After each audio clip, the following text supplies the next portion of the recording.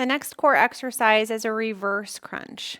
I'm not a big fan of crunches or sit-ups because they tend to promote, it's called thoracic kyphosis, so a bending of your upper back.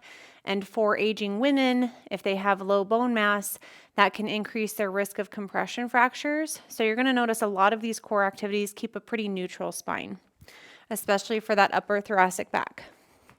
So to do a reverse crunch, you're going to lie on your back and lift up like that. So the thing about the reverse crunches is you really want to engage that low belly, the low core, and lift up like you're hollowing out your belly.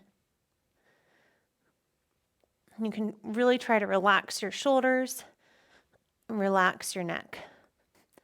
If you want to bend your knees, you can do that to make it a little bit easier.